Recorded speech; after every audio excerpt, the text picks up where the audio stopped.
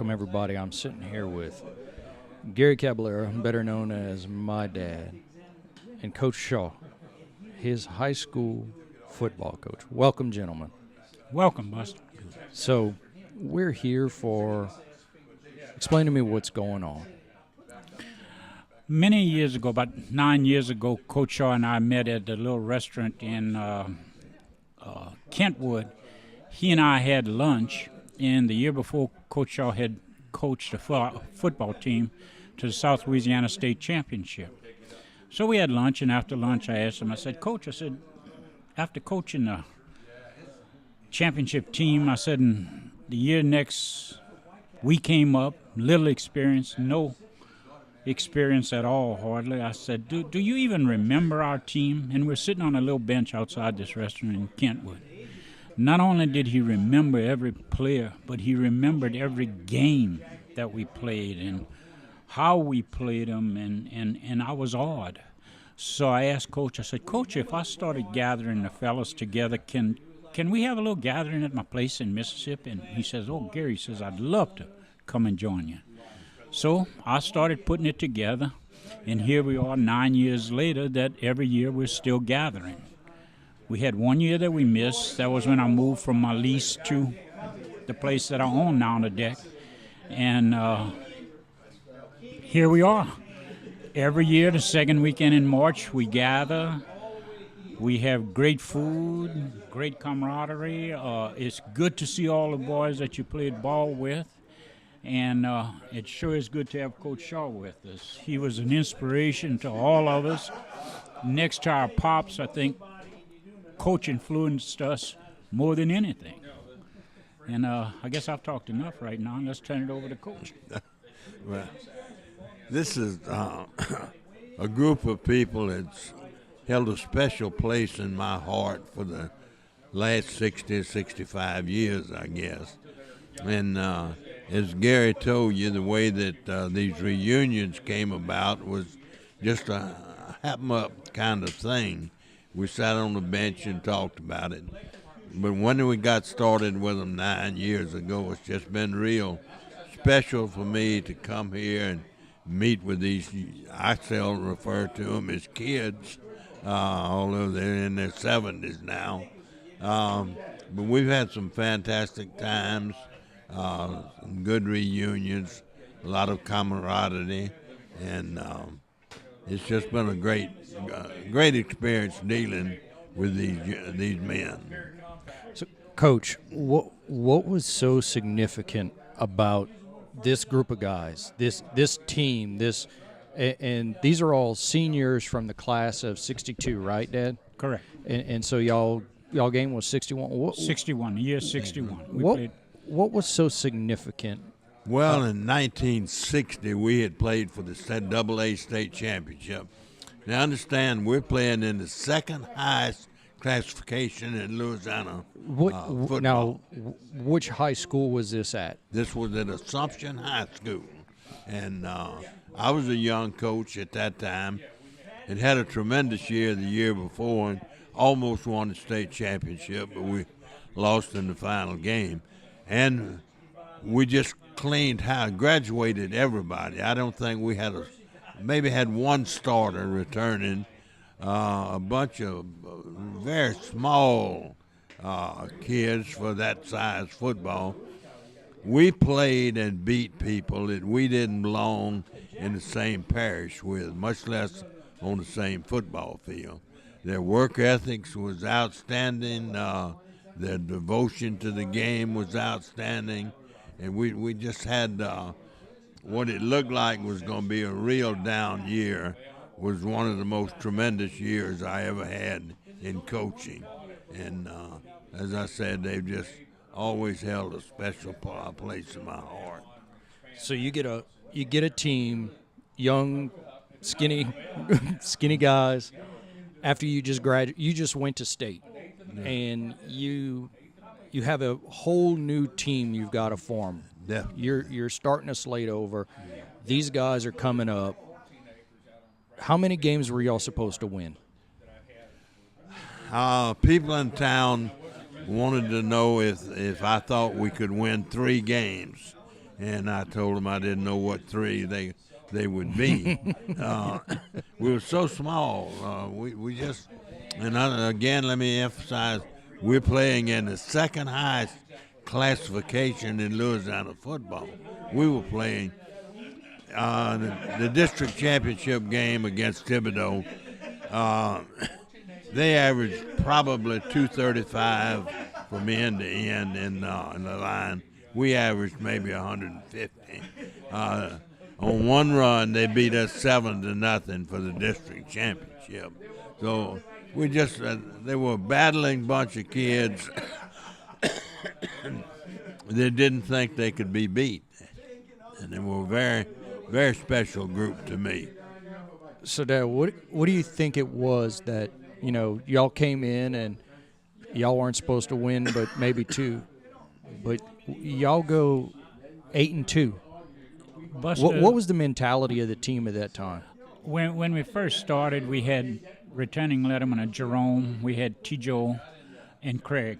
Right, Coach? I think those were the only three that had any type of experience. And we came in, and Coach just molded us. I wanted to play football. I didn't know what position I wanted to play. I started off as an end, and then one day Coach came to me and gave me a 68 jersey and said, "You're playing guard." Coach just found who wanted to play football and where he put them.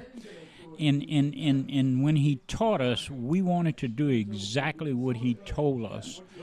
But these were some hard-hitting boys. They wanted to hit somebody. They wanted to play football. And I guess them telling us that we couldn't sort of motivated us to say, we will. We wound up with an 8-2 record, and 7 of the 8 teams we shut out. And we lost to Morgan City, which was a powerhouse. We lost to Thibodeau, and Thibodeau was a powerhouse. But the rest of them, we just went out and we showed them we wanted to play football. So, Coach, you get this team. How do you start molding these guys? How do you start? How long have you been a coach? How long had I been a coach at that time? 2 years.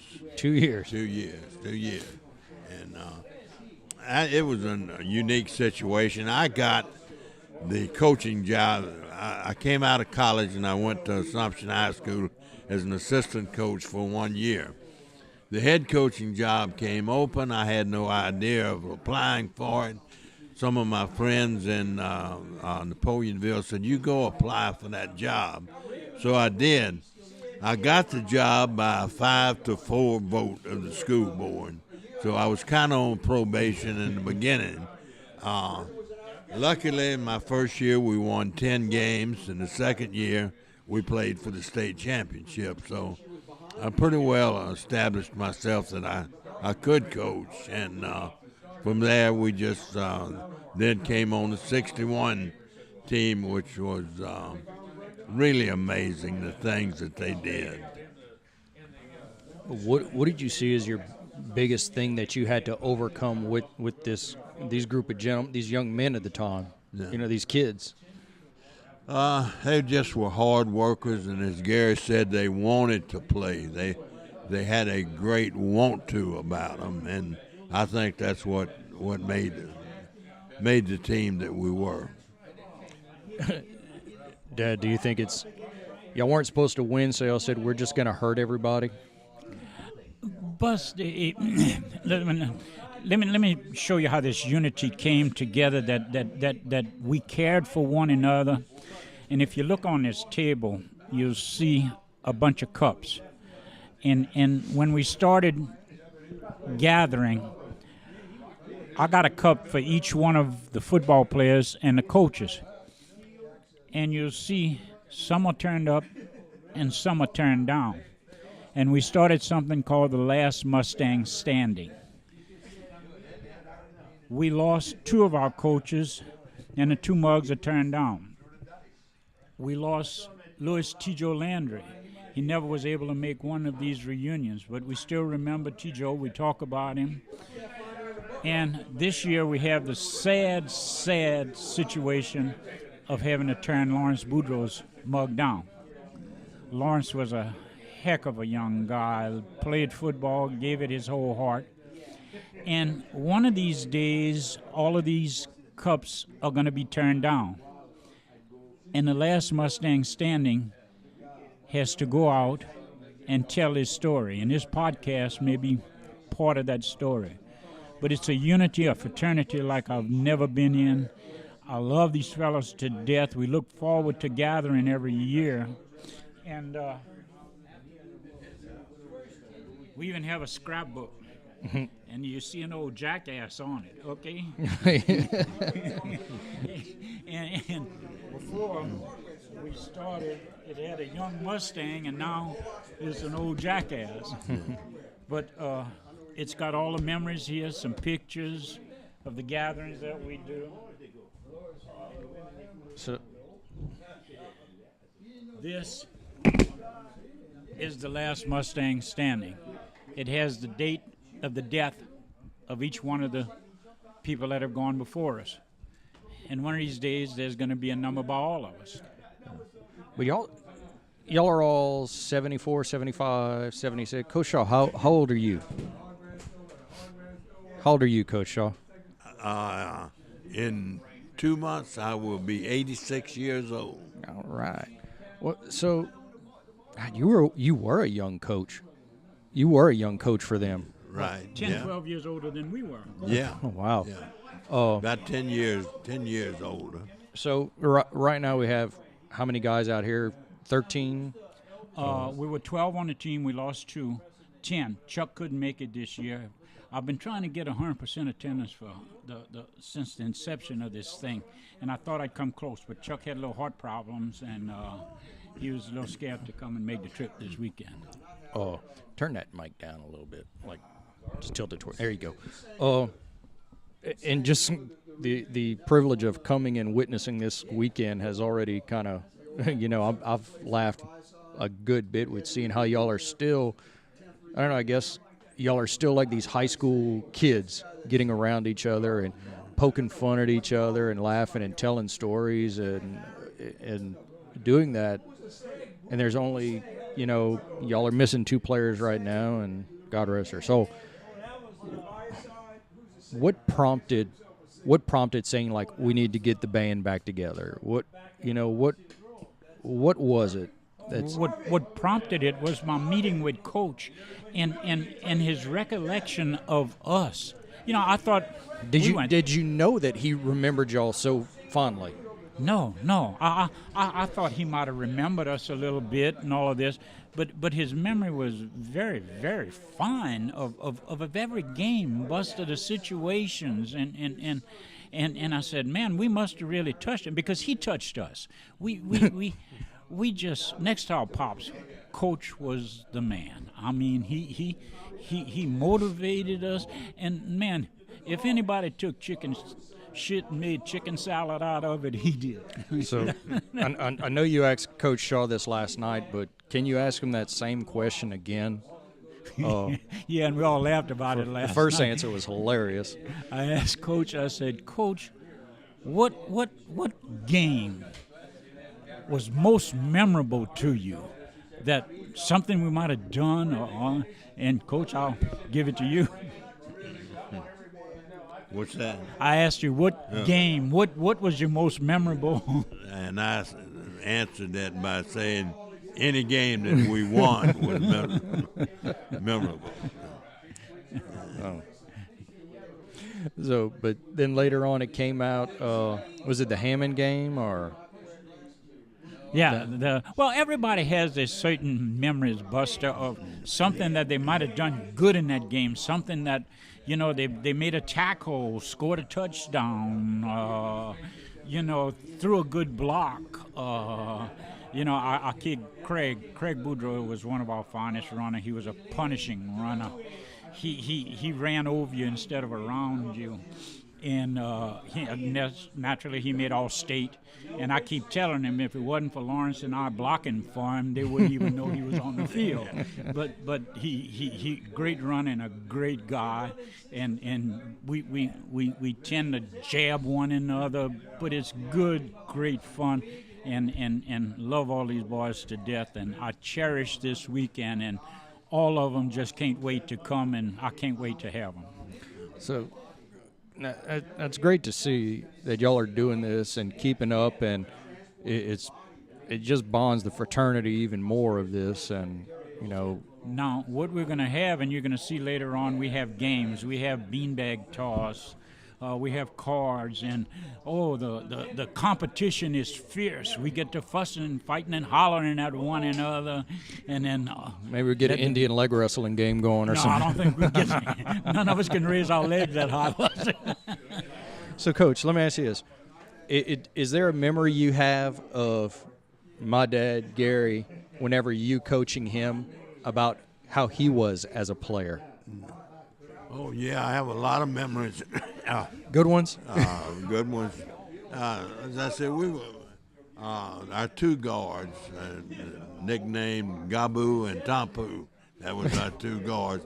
Neither one of them were big enough to stop light coming through a screen door. But, the way they played, I can see them right now coming off of that line, sticking their heads in there, blocking people, swarming to the ball on defense. As I said, it was just a want-to mentality from the whole team. And, yeah, I remember. Have a lot of members of Gary and Donald and Tom Poot. That was our three middle men.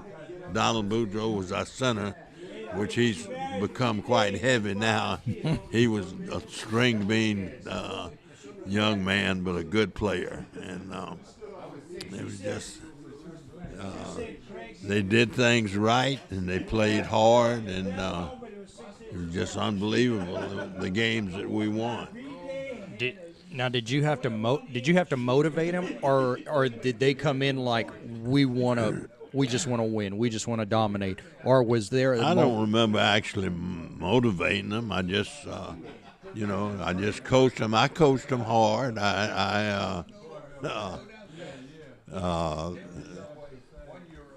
My oldest son is in the electrical contracting business, and he got a job in Napoleonville redoing a water plant, and he brought his youngest son with him.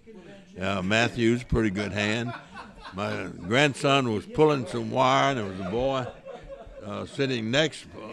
working next to him over here, and he looked over and he said, Shaw Electric Company. Did you ever know a man by the name of Coach Elton Shaw? And Matthew said, pretty well, he's my grandfather. Said the boy never looked up, said, meanest son of a bitch I ever knew in my life. So I guess we were a no-nonsense bunch. We coached hard and we played hard, and we had good results. So was Coach Shaw kind of mean, or was he just he had a certain expectation? He put the fear of the Lord in us, Buster. I don't mind telling him. We were scared as hell.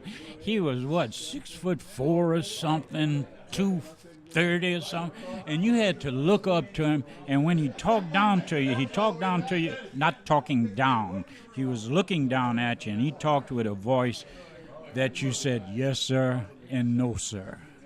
You never said yeah, no. You always said yes or no. And he just was one hell of a man. Enjoyed playing for him. Enjoy him as the gentleman that he is. And he's just an influence everywhere he goes. Kentwood loves him to death. They think he's God over there, and everybody does. He's just one hell of a fine man. Now you were coaching in Kentwood, right? Yeah, I coached at Kentwood. I coached some in college, some in high school. I coached at Southeastern for 4 years, and I went to Kentwood on 2 different occasions. Did you ever win the state championship? Yeah, I won 1 state championship there and played in the state finals 2 other times. Oh, man. I interviewed a while back Dr. Toby York. He's from Texas, and he has 3 state championships, and but hearing the similarities of hearing him talk about coaching and playing, young men, and what I'm hearing from you and from the players here, the team, as I've sat and talked to them, it seems like back in those days, it was like we have a discipline, but the players knew what was expected of them. Like you said, you never really had to motivate them because they had the passion for it. No, they didn't take any motivation. It was a want-to mentality. They wanted to be good, they wanted to win, and they wanted to play hard. Man. So what was some of the in thinking back on those games, those 10 games, what were some of the pivotal moments for you at that time? You think that, like, in those games, what were some of your best memories on one of the games? Can you break down any of those? Or Well, we opened up first game and we won. We beat Catholic High. The next week, Morgan City put it on us pretty good. They were and Gary said, a very powerful team. In our third game, we played Hammond, who was good, and we were just been beaten pretty good. Didn't know how we were going to do. Hammond had a good team, and we upset them, beat them 6-0, and that was one of my special memories of that year, beating Hammond. And from then on, then we were good until we were good through the last game. and y'all shutouts, y'all won 8 games, and y'all shut out 7 of them. We just didn't want them to cross our goal line, Bus. That's what it was. We just had something that, hey, you're not going to cross our goal line. And what was it? It was Burma, I think, coach, that scored on us. But we beat Burma. But yeah. we They just scored on us, I think. Yeah, but we beat them, and it was something that you're not going to cross our goal line, you know. Now, one of the other things that y'all had talked about in discussion with all the guys around here, that it wasn't just the players, it was the whole school that was going behind y'all. The other guys, the ladies, all them, they pushed y'all, they followed y'all, and they supported y'all pretty well, right? Oh, God, my mom and dad wouldn't miss a game no matter where I was. You know, we had a good following. The people at Assumption High got behind their football team. And they got behind them, especially if you were winning. It was like, why? Yeah, we had tremendous support from the school and the community, and it was just a good time. You know, Bust, I like to pick on Coach Shaw, and I asked him, I don't know, second, third reunion. I said, you know, Coach, I said, we got to be pretty good. I said, and you know, hell, about 6 games into the season, I understood that you could possibly run for mayor and win because of your football team, and that was because of us. I said, did they give you any special bonus or anything like this? He said, yeah, Gary. He says, I got to eat in the lunchroom for free 2 days out of the week. Oh, man, that is hilarious. That's hilarious. So, yeah. Well, gentlemen, I appreciate it very much. Coach Shaw taking the time to sit down and talking to me about this. We're gonna get some more guys in, and we're gonna have a good show with this. I think we need to get a couple of other fellas in here. Anybody wants to step up to the mic, we can do it now. Truth hurts. The name of the book. Yes.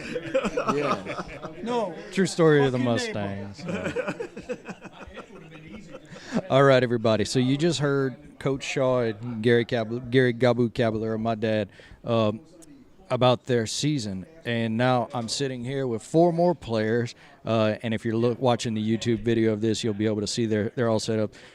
They got their jerseys on. They gave me a ref jersey and a whistle. That'll get blown on them a little later. Gentlemen, please introduce yourselves. Tell me, your name, position, what you played. So, James Moccasin Morales, the fullback. My name is John Costanza. I played linebacker and end. Craig Boudreau, halfback. Gerald Paco Marquette end. So, gentlemen, Special bench warmer. if y'all can talk up a little bit, it'll help me. don't be afraid to get in there. So, gentlemen, what was it like playing for Coach Shaw? Just talk to him, and he seemed like he was a taskmaster. Yeah, I would say that he well skilled at what he does for as young as he was at the time. He wasn't that much older. I figured about 10 years older than us at the time. He was 26 at He was the time. 20. Yeah. So what was that like? You know, all right, y'all are 17, 18, and here's a guy 10 years older than y'all.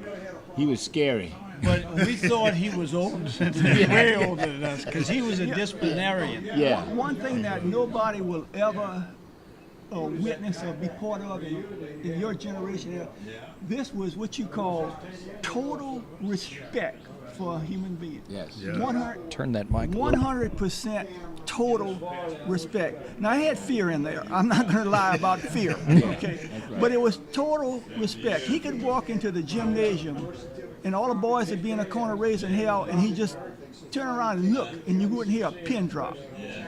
But he was also, what I can remember of it, we beat Burma not because we were a better team, because we outsmarted them. The halfback in the alley pass to him was what beat him.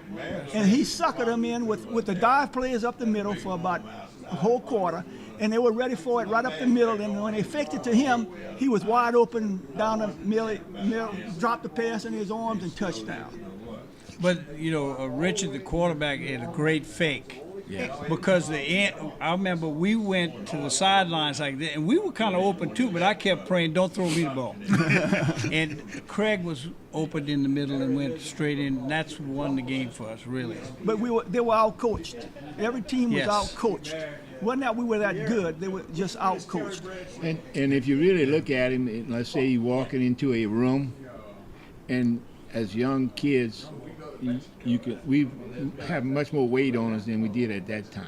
Okay? A little bit more. A little huh? bit more, right. And this guy was 6 foot something, massive chest, and walking in, we said, what the hell is going on? Well, He was huge. Yeah, he was a guard, remember, for the Green Bay Packers. Coach Shaw? Yeah. What? He didn't play a lot. Yeah. Yeah, he played for the Packers. Yeah. I think he Holy- got drafted or something in between Yeah. there. Probably Yeah. the Korean War. Yeah, but they not went the to Korean War. one of the boys. Whatever. One day, Something. Yeah. it was last year or year before last, I sat on this bench out here with Coach Shaw, and I said, Coach Shaw, I'd like to know one thing. How could you have been so mature at 26 years of age? And he said, Johnny, I'll tell you. He says, I was playing football for LSU. They drafted me into Korea. And in 6 months, I was ahead of 250 men in Korea. And that explained it. That's right. And He came back, can you imagine a young boy having responsibility for 250 men? he had, besides respect, it was dignity. You know, another Let me characteristic. tell you something about that. You never heard him say a curse word. Never. he never Never. did that. And you had better not say a curse word. You didn't Until we say started doing these. He wasn't going to do that in front of him. 50 years later. yeah, 50 years later. I'm going to try it. I'm going to Yeah, watch right. what. See what happens. Yeah. So y'all are delving a little deeper into Coach Shaw here. So he played at LSU, Yeah. Yeah. Korean vet, Yeah. played for the Packers, Right. Yes. and then he was ready to deal with y'all. Yeah. Yeah. So that led him up to dealing with this group here. And Buster, you got to realize we had no talent. Now, Nothing. Craig had a little bit, and T. Joe, They but the had rest of us were nothing, just regular. Nothing. Had y'all- Less had- than And nothing. Jerome was good. Had y'all played a lot before? Like, did y'all like from junior high or what? Or No. was this some We of played y'all's like elementary. first, second, I third? played as a junior. We played from elementary Played school elementary, all the way but up we to didn't high play school. together. Okay. We had different elementary schools. Yeah, Yeah. we Yeah, played against four- each other, matter of fact, in four elementary. schools. 4 schools. Full school. Yeah. And y'all all grew up in Napoleonville, No. Assumption, Assumption Parish. Parish. Okay. So, but all different schools. so Labadeville, Labadie- Napoleonville, Belrose, and Pierre Paul. Yeah, Okay. Napoleonville. He's Labadie, Napoleonville, and then Belrose. Belrose. Okay. All right. So what size school was it? Like 4A, 3A? How When many? we played, it Double was A. double A. Double A. Okay. Double A. We actually were at the end of the bottom scale of being a double A. Okay. So y'all. So we played with schools that had way more number of students than what we had. Right. Because some of the schools y'all are talking about, like Catholic, Homa, Thibodeau, all those, when I was in high school, I went to South Lafourche, and we were 5A. And I remember we played Assumption every Well, week. they moved. The brackets changed, though, in time. Yeah. They became... The areas got 3A more and then populated and all. 4A now, right? So- Yeah, they for They're 4A now. Right. But we were segregated. See, in 60s, what are it, 65, 66? 60, I think it was more like 65, 66, somewhere around there. We were talking about that earlier because they won the state championship in 64, I believe. Yeah, 2 years 2 after. years after us. Yeah. Now, we came also in our senior year, we came in from coming off of the South Louisiana Championship, which was North and South in those days. It wasn't no It was team all with a together. losing record going to the thing. You either won your district or you didn't win your district, and you stayed home. Okay. Well, Coach Shaw was really the ultimate coach, and his assistant, Louis Carlisle, and Henry Rose. Henry Robichaud. We only had 3 coaches. Nowadays, they have like 10 coaches. Yeah. Yeah. So they spent a lot of time with each individual, and they taught us. We would get down and go against Coach Shaw. If you were a lineman, you had a drill that we did with him. If you didn't do it right, then you did it with some other guy. Yes. Ends did it with tackles. Yeah. And halfbacks, you all went with Henry and With Henry, yeah. Henry and Carlisle. I think the quarterbacks Yeah. went with Carlisle. Yeah. He just taught us. He was a man we respected, and he was our father. Yeah. All of us had fathers, but he was a father to us at school and beyond. And on game day, you didn't say nothing. You didn't look at your girlfriend. He said, I don't want y'all, I don't want you to talk to him. If you see him going down the hall before Stay school, focused. you remember that? Yeah. You couldn't do any of that. So your mind was focused on a game. Yeah. And really and truly, if you've seen our squad and the weight we had on each one of us, we really were outclassed at every game. Really. We never outweighed Yeah. anybody. No. And Thibodeau High at the time outweighed LSU's line 15 pounds to the man average. Let me ask y'all this on this. When y'all were this age, what were y'all parents doing? Like, how did y'all grow up? I grew up on a farm. Okay.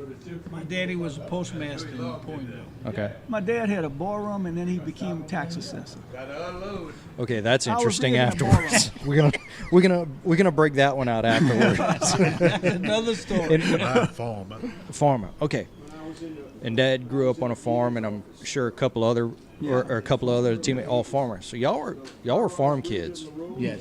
Y'all, Small town, yeah, small town farm kids that y'all probably were doing things not aware of, like that the other teams probably weren't doing to prepare. So y'all were tougher. Y'all were Yes. Y'all weren't Catholics in Baton Rouge, No, right? No, we were naturally tough. We were naturally had our strength came to us naturally. Let me tell you Okay. about this guy right here. Okay. Moccasin, okay. We had 2-day practices before the season started. Sometimes he missed the morning practice because he had to break corn all morning. He had to break corn all morning. Then he had to hitchhike. He had to walk to the highway, which might have been 3 miles, hitchhike to the main highway, then hitchhike another way.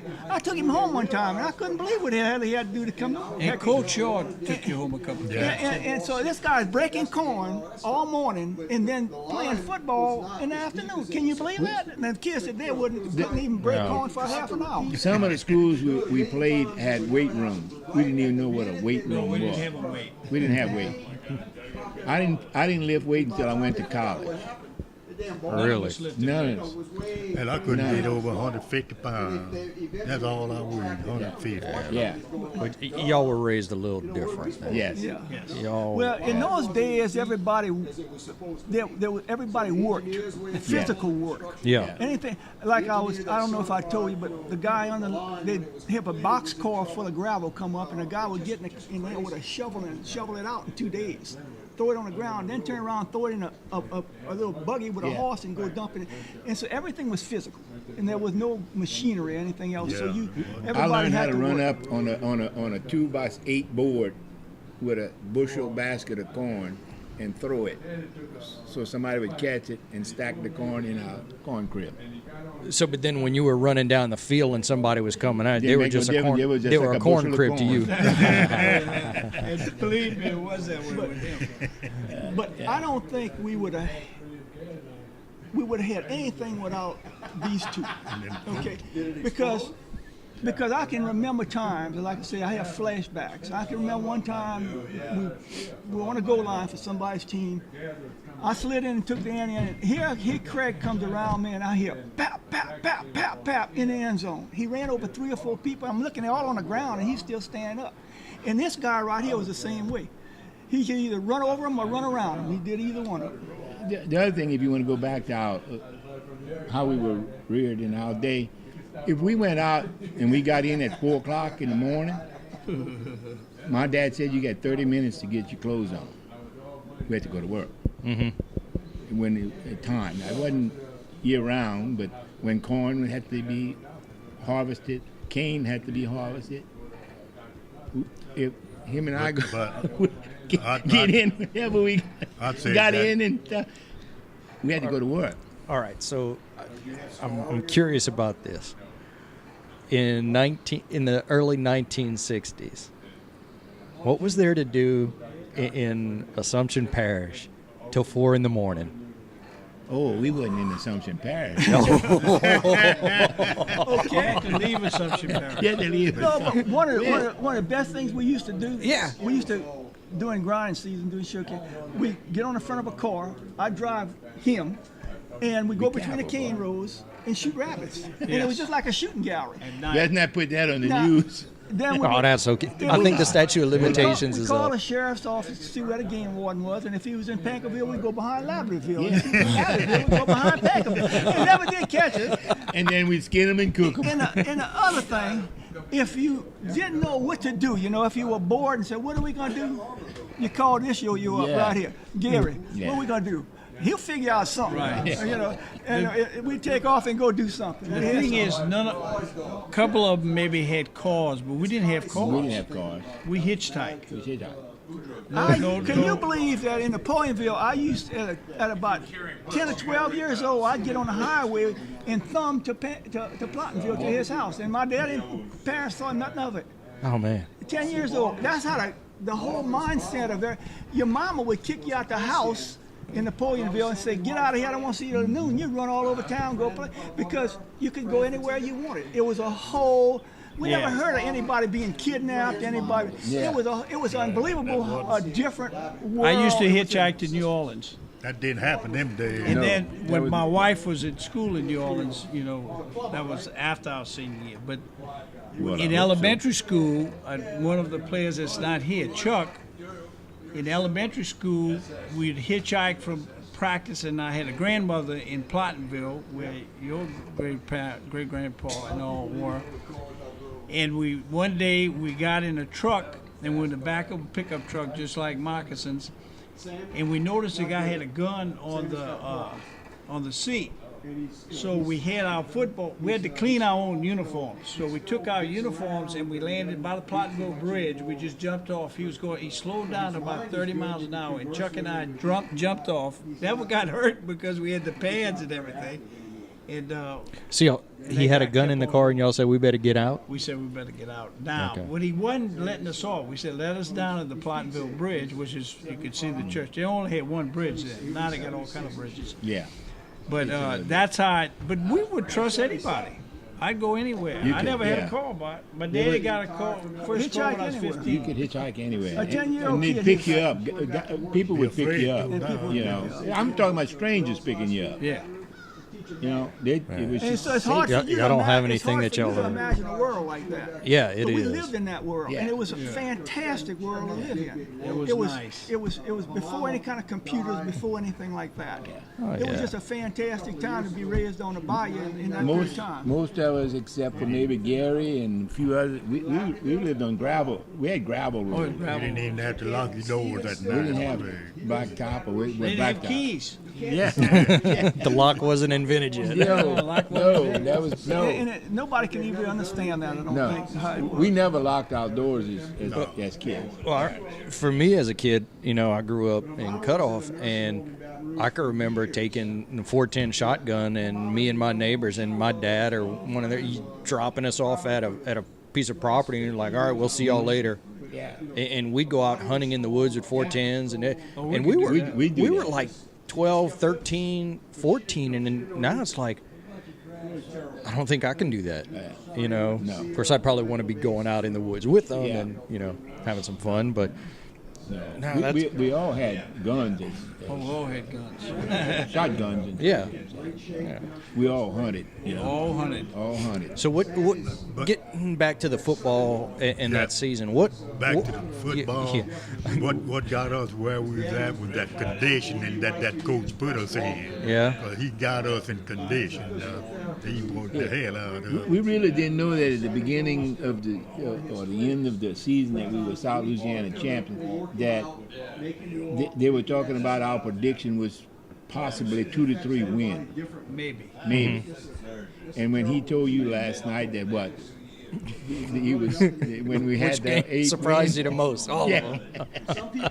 But what That's I, true. Okay. Well, the Assumption Pioneer, the paper put Paper. it in the paper. Yeah. Go up and read it. you So know we what I remember also is that I was playing linebacker, okay, on defense, and I never really understood what was happening until about the 4th or 5th game, and then I could start doing. And then by the time it was the end of the season, I dreamed of another season. So yeah, well, by the 4th game, y'all were 3-1. Yeah. So you Yes. figured, hey, we Something won our going 2 on. we Yeah. were supposed to. We lost, Yeah. and then the 4th one comes and you win that one, and the 5th one, and it's That's right. And it was But great I defense. I great didn't defense. understand it. I couldn't figure stuff out. And to show you how great Shaw was, if we ran a play, and you remember the names of them, backs crisscross. You didn't know who had the ball.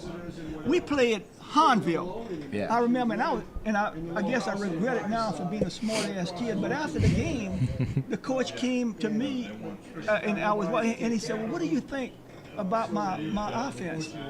I said, "Sir, that's the sorriest offense. I mean, that was the easiest offense I ever played. I could see every play before it started. Yeah. They ran a single wing." I said, "I know who had the ball. I know where he was going." I said, "Your offense is a joke." And but for us, and I regret being a smart ass like that now, but that's what it was. It was a joke. You have really was had it to the change. opposing team or The opposing team. okay? The opposing team coach, we were walking off the It's field, 6 and feet? because I was a linebacker, he asked me what he thought about it, because he had put that single wing in. No, it was simple. It was so easy. It's just like LSU would do right now. Take the ball. Mike a little in. It's just like LSU does. They take the ball and they look back, and the guy's 15 yards in the backfield, and he pitches it to him. The whole world sees who has a daggone ball. They How know what dumb it can you? But now you look at these other teams. The quarterback gets the ball. One back's going this way, one's going that way. And you don't know which one has the daggone ball. No, you don't. Who's gonna get it? Which one's gonna get it? So I remember that one about Well, Harnville. one other thing that Coach Shaw and the coaching staff did is prepared us for every game. We knew what the other people were doing. They sent somebody. How did y'all scouting. know that? Because there wasn't film back then. No, but they were yeah. scouting. They had we some had film. We Oh, y'all They had did? them Yeah. old films. The Okay. old- The 8 Oh, millimeter. yeah. And they'd swap the films from each school. If you're gonna play that, and we'd send some okay. to them, they'd send some to us, and then we could see what Okay. each team was doing. Well, in those days, how many players that we played against went to LSU? A lot of them. I did hear y'all mentioning that about the Joe player. Bruiser, Don Schwab. Don Schwab, and the linemen, almost all the Ruffin linemen Rodriguez. from the Did- Rodriguez. And Yeah, Did any of y'all play college ball any? Or? I did. Great. Where'd you And play? T-Joe. USL. Okay. UL now, but USL. We'll call it USL. Let's do that for Yeah. nostalgia and Yeah. truity. No, that But it was that was different now. I mean, we had a coach that ran off when we went in as freshmen, which was 1963 freshman class. He had only 18 guys left after his first year, and after the first year of spring training, Russ Falkenberry was his name, but he worked us. This guy worked us. well, he knew one of the things that, and I'm gonna just go on a rant here for a little bit. One of the things that's being really pushed around with my generation right now is discipline. Jocko Willink pushes it out. His whole discipline is freedom. Discipline. It's not about motivation. It's not about waking up and feeling motivated to go do something, but it's the discipline to get out there and do it and do it and do it. And from what it sounds like with Coach Shaw, with his time in playing college ball, being in Korea, Right. playing for Green Bay, and then all of a sudden now he's got y'all. Yeah. I don't think he motivated y'all, but I think he gave y'all the discipline, and y'all just had the brute it force was- and the respect. You got to realize it was enjoyment for us. Yeah, We didn't have telephones and could play Xbox and all the stuff they do today. Television. I didn't watch television. Did you all watch At television? night, sometimes. No. At night. We didn't even we had have a television till Black and late. white? Yeah. And it never worked. It was always Yeah. those lines. Yeah. But I mean, that was what we did. That was what we Yeah. did, and we liked doing it. And the thing is, we like doing it as a group. One of my jobs. That's why we like brothers today. It's like growing up with 12 brothers. in my job when we had the TV was to turn the antenna to get the snow off. Go outside. well, let me ask y'all this: after y'all would win a game, what'd y'all do to celebrate? we can't talk about that. Come on, let's talk about that. Yeah. You know, I mean, what did they have the soda shop or Soda shop. We had the Town and Country in Johnsonville, and we had the one in Thibodeau. What was the one in Thibodeau? The club. WOW. No. Peacock. The College Inn. College Inn. That's where we went. College Inn. You got to remember, those places had meat we could eat. They made sandwiches and po' boys and Yeah. that kind of stuff. We all could eat, and of course the other stuff. What's the other stuff? What's What's the other stuff? basically whatever you wanted. Mostly beer at that time. Yeah. If you could find a girl to come with you to call, Yeah. you experimented. Yeah. There were certain experiments you had to do. You grew as a player. You grew as a player. yeah. You grew in many places. Yes. Nowadays we don't go there anymore. Y'all haven't listened to some of the episodes of this podcast. So We had the song But y'all "My had- Ding-a-Ling is a Real Fine Thing."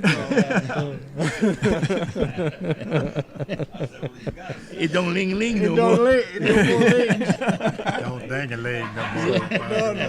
no, that's funny to hear. You know about y'all kind of did things that we did after a game. You go somewhere, it was high school, but for y'all didn't have y'all didn't come in till 4 a.m. and I guess If we were lucky to have a car, we piled into the car and we went somewhere. Well, we had camps to But, go to yeah, too. You know, yeah, we built a little camp on the bayou, and we'd Yeah. bring friends.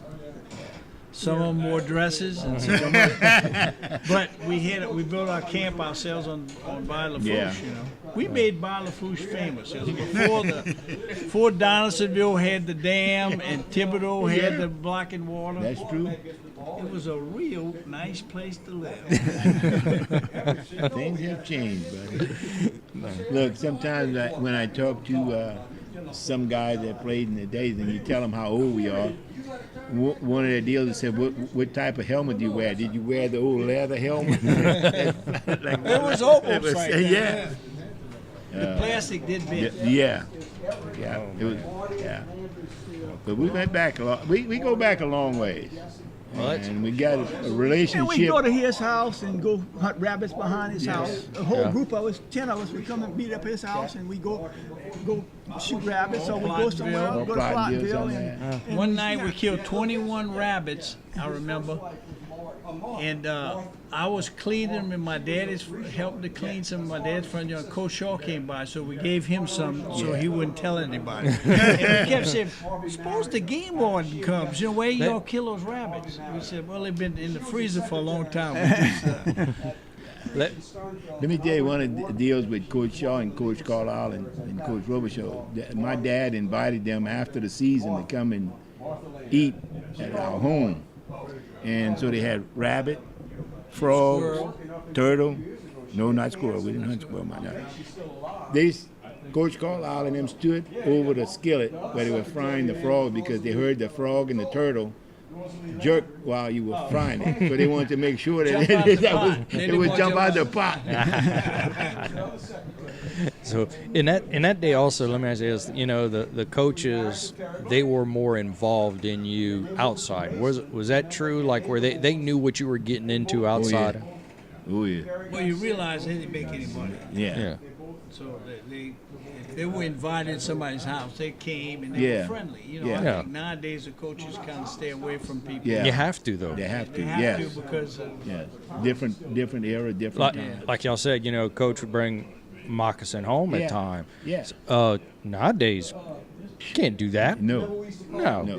You can't be helpful and polite. It is different from our time. And I know a lot of times people say, well, I'd love to go back. Well, you don't want to go back too far. Okay? And I don't know if we can go back to that era. No, it was a period in time. That's it. That's over with. Well, when we traveled away, we ate out a couple of times. Yes. We played Morgan City. Yeah. We beat them. Did we beat them? No, not Morgan City. No. We beat them in But he did Southwood. feed us. Yeah. Remember we stopped at that Chalmette? Chalmette, we stopped in Butino.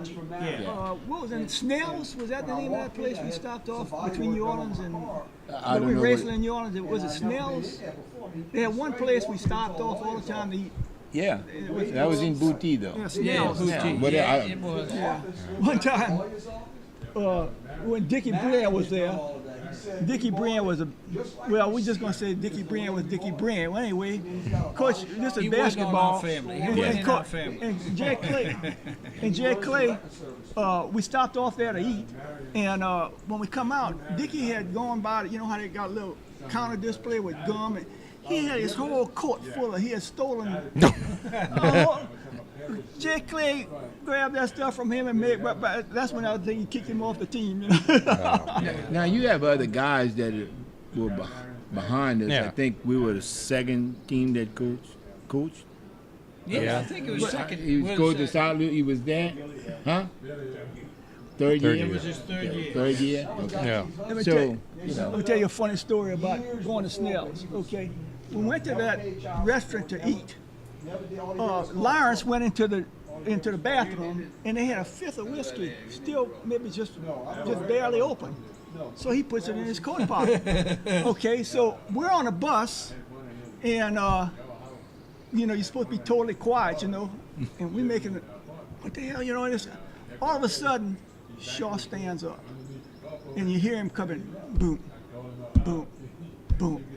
My heart's starting to beat. He's coming toward me. My heart is beating. My heart is beating. Boom. He stands right there. He looks over. He looks over at Lawrence. He says, "Okay, give it to me." Lawrence reaches goes out, gives him a pack of gum.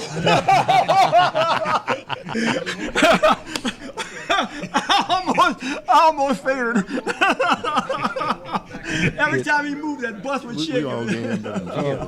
Keep talking. Did he say, "Give me the other one"? He didn't know about that. Oh, He thought Well, I tell you what, fellas, We got a couple of more players in here. Why don't we swap it out? I'm going to let y'all go have some fun. But, gentlemen, I appreciate y'all sitting down and telling me these stories. And I'll let y'all tell me stories of my dad off air. All right, thanks. Don, sit down.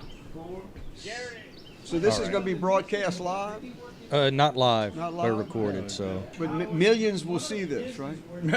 Millions?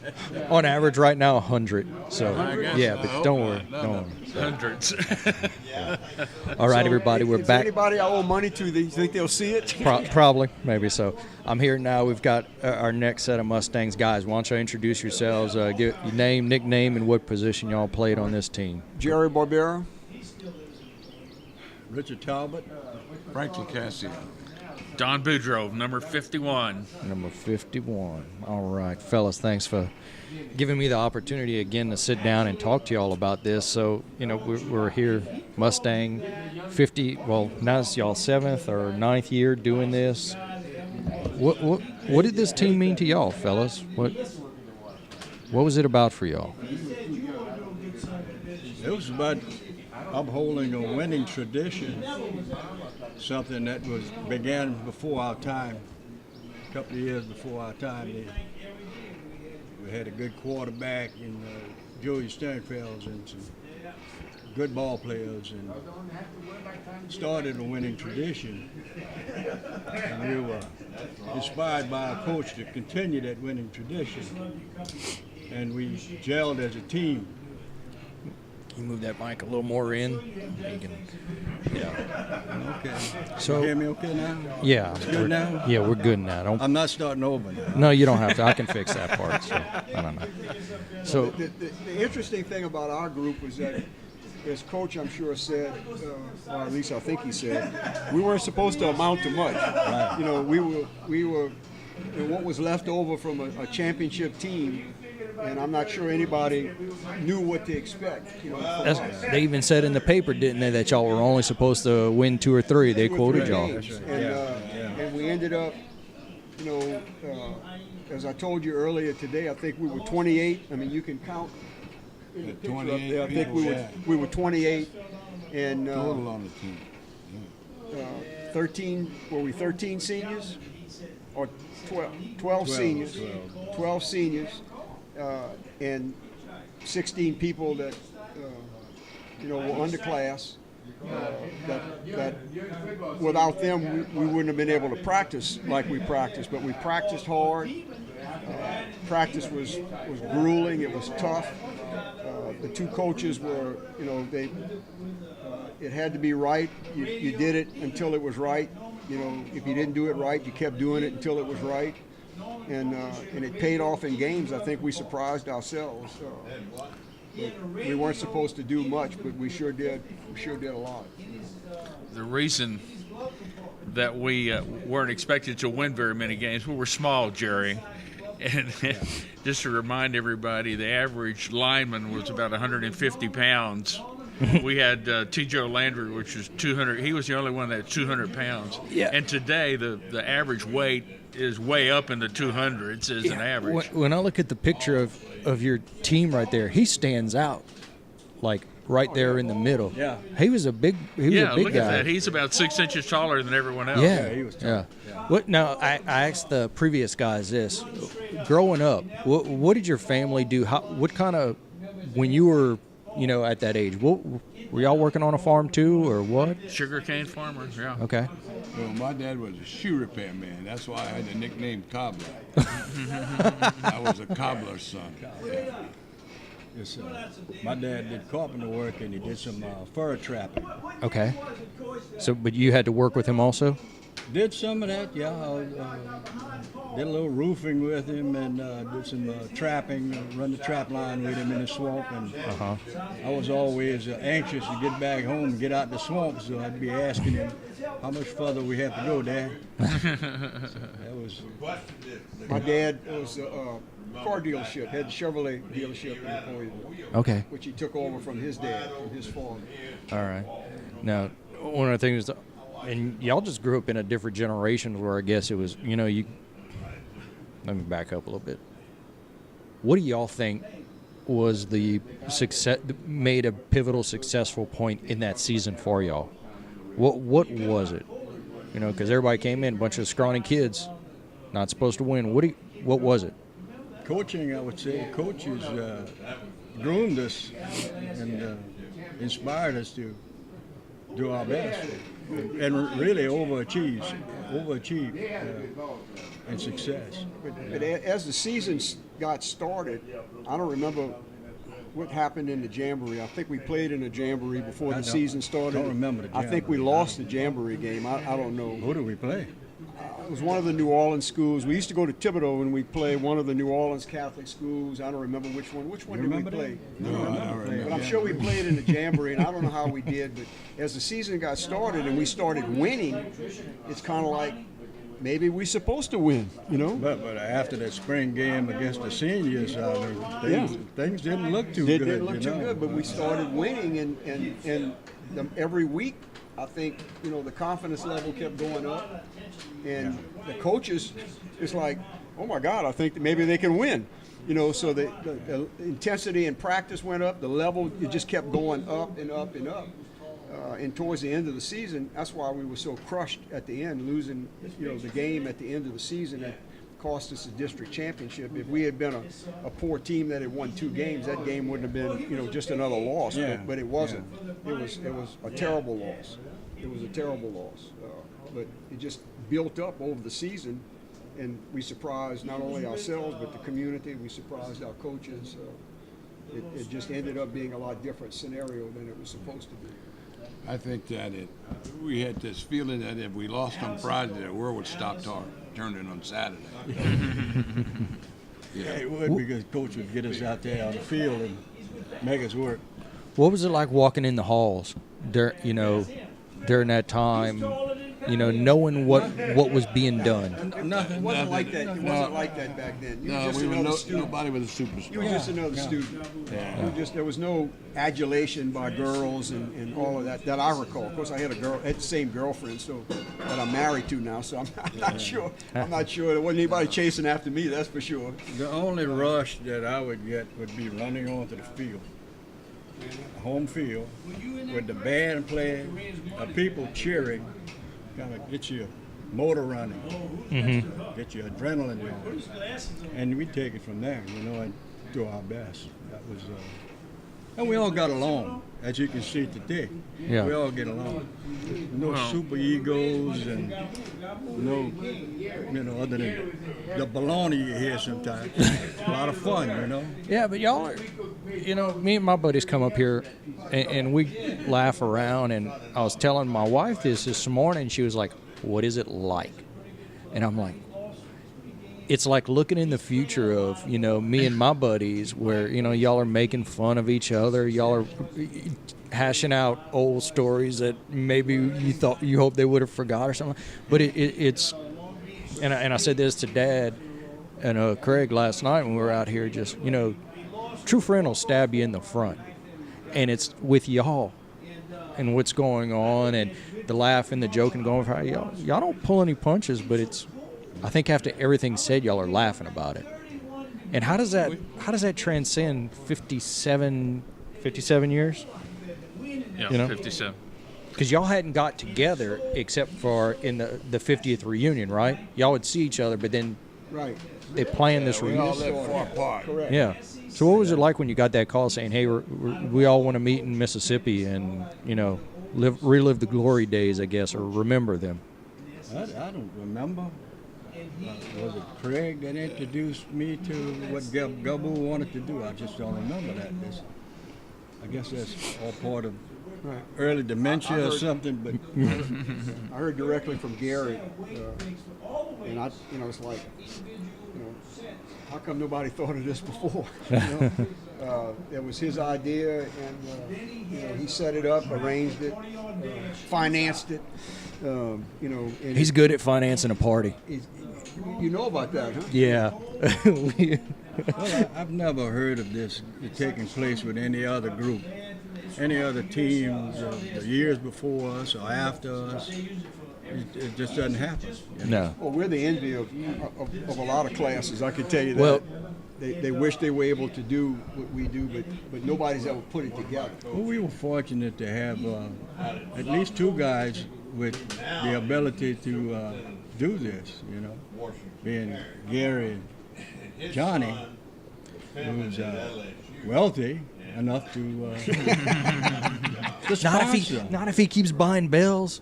Did y'all see? He bought a bell, that's- and he's buying a chicken song. feed. That's He's chicken feed. decided to invest your inheritance into something, Precious into metals. something that cannot be stolen and that will gain value over years. Oh, So my that's your bell. Yeah, that's- that may be your inheritance. So take care of it. But at the same time, there are people in other class groups just as wealthy, but you don't see none of this happening. It doesn't take place. So we're a special group in that, you know, aspect. I think the fact that y'all weren't supposed to win, but y'all did, brought y'all just closer and closer and closer and closer. So now, even if I think it was funny, my dad came to visit me, and we had gone to Galveston. I said, we got to go run the boat and do some stuff, and it's me and my boys. And he goes, Tiki Island. Don lives there. Yeah. Really? Well, let's go. That afternoon, we were Well, see, the last we time I were was sitting here, on Don's we watched- porch. You we know- watched a film of our first game against the Central Catholic, and I got a big thrill out of watching Craig break off left tackle and run all the way for a touchdown. Do y'all have that I film? still, yeah, Is it here? I don't know. I didn't bring it. I had a bunch of CDs. You have your CD here? I'd like to have. You get Wait. one for everyone? No, but I think I made you a copy. I thought I had made copies for everybody. You don't have a copy? No. Okay, I'll make some more. I'll make some more. I want to get some of that game footage. You got it here with you? You can watch it. Give it to me after. We're going to throw it. Well, go find it. Don't buy any bells. One Might be one of the trailers. I don't know if anybody's talked about this, but one of the things that's interesting about our group is that Assumption Parish has Napoleonville, Libertyville, Belrose, and Pierpont, the four main population areas. And when we grew up, each one of those schools had an elementary school football team. They kind of talked about that. And we were rivals. Yeah. And Napoleonville's biggest rival was Libertyville. And we played in Pierpont. Remember, we had to jump a ditch to make a touchdown because the piece of land they had wasn't big enough. They had a ditch across it, so you had to jump a ditch to score. But we played in, and then we had a jamboree at the end of the year where we had a little round robin, and you would play for the championship. But we had that experience, and then we became teammates because we were opponents and then became teammates. So we already knew each other, had respect for each other.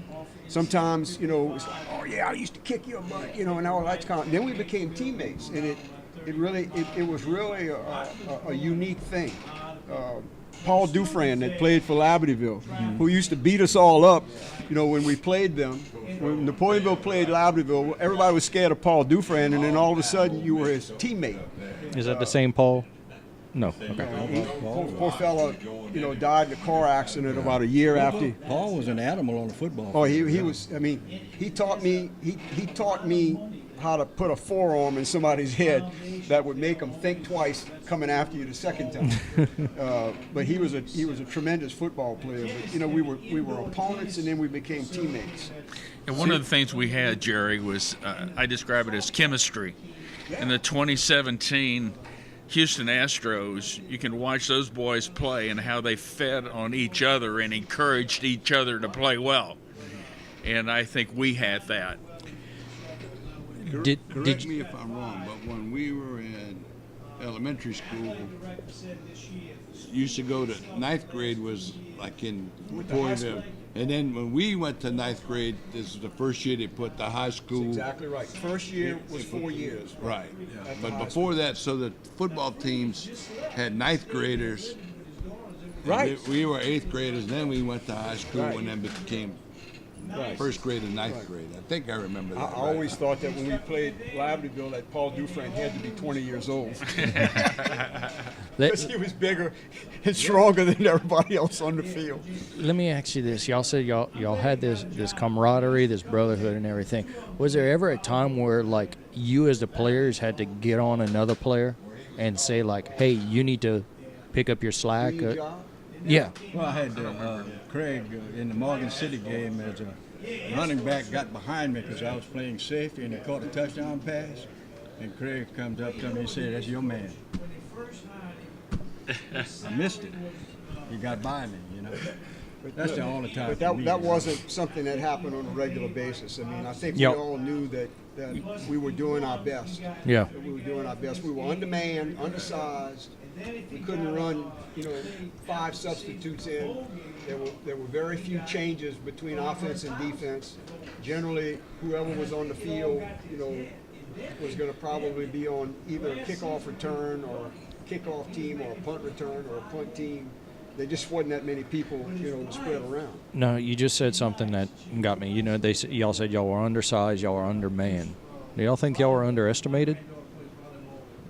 Might have been. Some other schools might have been. In the beginning, yeah. I mean, towards the end of the season, after we shut out most of the people we beat, I think everybody kind of, stood up and took notice of us, Like y'all came out the first game and y'all beat them. The second game, y'all had lost. But then the third game, fourth game, y'all won. And if you go by the paper's recollection, y'all were supposed to have, by that third or fourth game, that was it. And then the fifth game come. And then the third game we lost. Yeah. Because we beat Ascension Catholic the first game. We beat Hammond the second game. Okay. We lost to Morgan City. No, that was the third game. That was the third game? I'm sure. I can't believe I can't find my scrapbook. I got a schedule at the house. I got it in. Okay. And I got all the scores in the game. I'll go back and check it out, and you may be right. But as he had said, didn't really, John said this, I think, didn't understand what was going on until about like the fifth game or so, about what y'all were doing. Did y'all have that, or did y'all know hey, we're beating these guys? Well, we knew after the, and I'm sure Coach knew after the spring game against the seniors that we had a ways to go. Yeah. We needed more practice, more playing time, more drilling, more laps, more sprints. You have to give the credit to the coaches. I mean, they knew what they needed us to do, and they communicated well with us, and we responded because they were good coaches. We had 2 quality coaches and 1 assistant coach, was Henry Robichaud. He was a pretty good coach, but see, Coach Carlisle was the coach of the backfield. Coach Shaw had the line. So we learned a lot from Coach Carlisle, who went on a couple of years later and won the championship, the state championship. Mm-hmm. We had 2 excellent coaches and 1 good assistant coach in Coach Henry Robichaud. So that means a lot when you have good coaches, because you can have a bad coach and you can have good ball players and not be successful. Right. Yeah. Y'all had kind of seems like the perfect combination of, good coaches, guys wanting to win, and then everybody else kind of underestimating y'all, which can, be a motivator at the same time. Well, Coach. And y'all had that discipline. Coach says on a regular basis that we should not have been on the field with some of the teams, that we were outclassed, and yet we would win some of those games. Yeah. And we still take pride in that, and especially the fact that we shut 7 teams out. Of course, the 2 games we lost, we were shut out, so it kind of brings it back down to earth, Yeah. What was y'all most memorable game? For me? Yeah. It was against Berman. Why Berman? Because I suppose we wasn't supposed to win the game. They were big. That was the first game? No, that was down. Mid-season. Yeah, mid-season or so. Okay. And they were beating me up pretty good. And And coach sent in the play, I don't know what quarter that was, the halfback in the alley pass, and I dropped back and threw the ball, and Craig caught it and scored. Because I never saw him because I was on my butt. And as soon as I threw the ball, they knocked me on my can. But, that was a district game, right? Yeah. Berman, Chalmette, Thibodeau High. Who was the other district? Berman, Thibodeau Franklin? Wasn't it Franklin? No. Berman, It was Chalmette. only like 4 or 5. I think Berman, Thibodeau High, Chalmette. I think that was it. Might have been. What, That was it. what about you guys? What was y'all memorable game? I know, Judge, what was you already told me yours in the kitchen, but can you break it down again? Your memorable game? My memorable game? Because this is, I think the Hammond game was my most memorable game because I had never been so physically exhausted. It was so humid, and it was just, at the end of the game, I mean, it was a hard-fought game. Both teams at the end were walking around on the field because nobody could run anymore. I had a picture of myself after the game. I don't know where it is today. I've lost it, but I looked like somebody hooked me up to a tractor and dragged me across a couple of cane rows. It was just exhausting, and they were bigger than us, supposed to beat us up. Had a couple of big running backs, had some big linemen. We were just, I think, better coached, faster. And we were always prepared. We had, they'd look at film, and after every game, we'd watch the game film, and he would point out stuff. Sometimes you didn't like to hear what he said, but was he intimidating as a coach? Oh, yeah. Oh, yeah. I remember we went scrimmage St. James, I think, and we got the shit kicked out of us because they were state championship, huh? Well, no, I think it was St. James, and we came back, and he wanted to get the lights on at the stadium when we got back. It was like, and the next day was Labor Day, and he got practice at 1 o'clock in the afternoon. Labor Day was hot. We ran sprints all day long. 100-yard sprints. Yeah. After every game, we'd all get together as a team and watch the film, and he would point stuff out. He could have done a better job. That's a block that should have been made, and it just kind of sunk in. That's effective coaching. Yeah, right there. that's right. He's just pointing out things, not criticizing, but pointing things out that might have made a difference in the game. And we were winning 8 of the 10 games. But it didn't matter, though. But he was pointing out things. I don't remember what he said about the 2 games we lost. Well, after the Thibodeau High game, we didn't meet again after that. That was the end of the season. But yeah, effective coaching. Physically, we were probably better than everybody we played. Physically, we were better than all of them. We lasted longer, and we had more endurance. And we were still, at the end of the game, were able to execute because of the conditions. And watching some of the film, Jerry, what impressed me was our energy. We'd break huddle and rush to the line. Oh yeah, because if you walk to the line, that got pointed out. You break the huddle, you're running to the line. You're not walking to the line. And it was the energy. We were excited to be there, and it just one fed on the other. Oh man, that's. Yeah. I mean, I remember when we would travel and we'd go to Baton Rouge, we'd go through Napoleonville because we'd stop off and see Mama and Papa, and every time we'd have to stop and pull off in front of Assumption High, and my dad would make us all get out and go see the Mustang. And, oh yeah, and there's pictures of us in front of it like this was a pilgrimage to him. And in understanding now what's going on with this group, I can see why that was so. I didn't have that for me for high school. I'm going to pass by and I'm going to be like, with my kids, and I'll be like, yeah, I went to school there. But for him, and now sitting here and seeing y'all do this, it understands a lot more about what y'all did in that time. So you know what I don't remember? How did we get to the football field from school? How did we get there? Did we ride a bus or did we walk? Blanchard was the driver, and he Rode a drove. bus. Yeah, it was on a bus. Yeah. Harold Blanchard. Yeah. Blue's daddy. Yeah, Kenny's dead. Yeah. But we practiced and all in the where the high school football field was, even though we went. But we practiced across the bayou. You're right. We practiced on the field that was behind the old high school. Okay. Where we went to school across the bayou was the new school.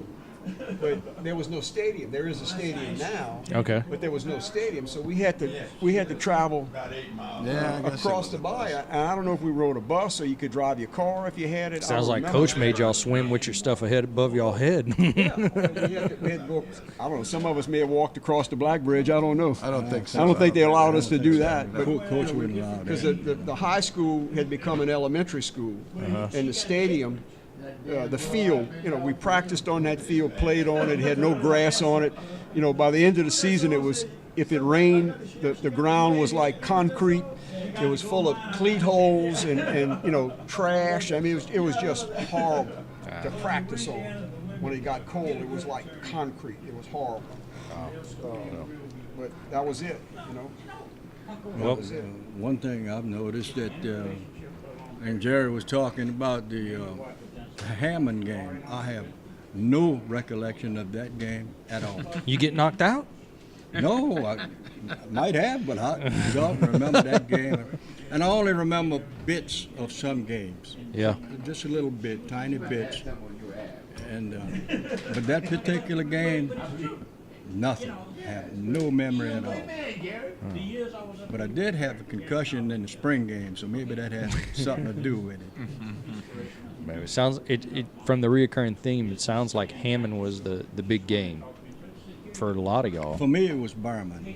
Berman for you Because I have no memory of the Hammond game, so You might not have been there. I can't comment on it. You might have had to be in the field with the I cane. might not have been there. I don't know. I have no memory at all. Well, fellas, I appreciate y'all sitting down and taking the chance to share this information with me and our listeners.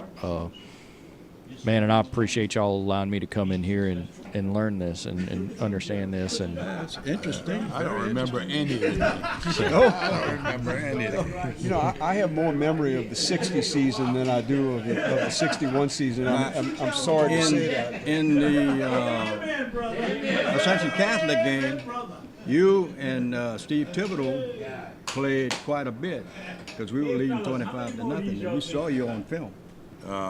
You on defense and offense. Now, Steve, we gotta I find think you were playing safety. that CD. yeah, I think it's Steve was time. a cornerback or something. Thank you, Buster. Hey, Who went on next fellas, thank year y'all. and was a quarterback the I appreciate it so much. Y'all right. y'all sitting down and telling me these things. So yeah, go ahead. I practiced every week, and I didn't get to play much, but it was a real life lesson. Right there. All right, everybody. Really life lesson not to quit.